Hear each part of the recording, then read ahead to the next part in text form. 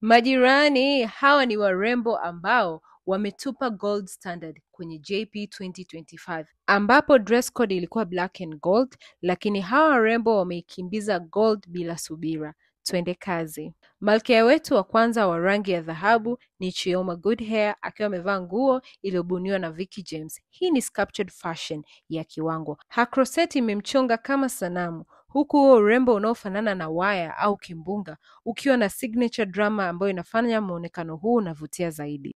Malkia wa dhahabu mwingine ni Zuchu ndani ya Brilliant Collection. Hii nguo yake yupo na hatoki bila headline. Why? Because the dress is a fairy tale na yupo kama Cinderella aliyograduate kwenye red carpet. Nimependa everything about this look. Inamfanya ana shine, lakini pia mkato wa chini ni dramatic ambayo haiumizi moyo. Next ni mama mkwe wetu, mama yake Priscilla akiwa amevaa nguo kutoka kwa Mubrick Luxury. Hii nguo I'm here for the sleeves. Ni classic but complicated. Zina ideas nyingi like the theme ya mikono ina a lot to talk. Ila ubizi wa mikono umepewa discipline na nguo kwa chini. Na gele aliovaa kwenye hii nguo pia imeipendezesha, kwa nyuma nguo ina discipline pambe. Then Funke kutoka Nigeria naye in gold.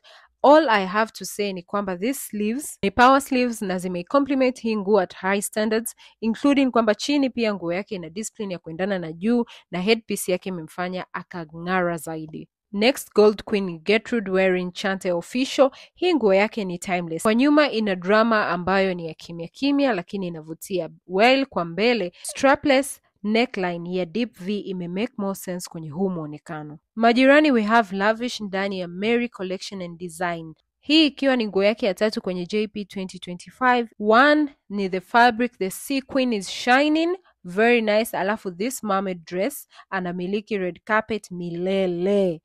Kwa chini mkato umekaa hivi, umepangiliwa vizuri, but my attention ipo kwenye mkato wa kifuani. I love the flower. I love how simple it looks but it's a statement. Majirani, the next gold queen ni Jojo Grey. Kwanza the beading ya hii nguo patterns zimepangiliwa vizuri. And mind you, kuna silver, a touch of silver, lakini gold ikiwa the dominant color kwenye hii nguo. Ubunifu wa hili gauni ni ushahidi wa pesa au class, simply because the beading patterns zake zipo organized vizuri. And next tunaye dada yake bwana harusi Fatma. Fatma nguo yake imekuwa designed by Shoe. What I celebrate here ni jinsi gani wameweza kucheza na gold na kuintroduce different element of colors ambazo sio dominant ila zinasaidia rangi ya dhahabu ipige kelele namna hii. Majirani, kama dhahabu ingekuwa inaweza kutembea basi ni hawa warembo, maana umetupa maandamano ya uzuri wa dhahabu. Haya jirani, niambie hapo umependa mkato wa nani? Bye!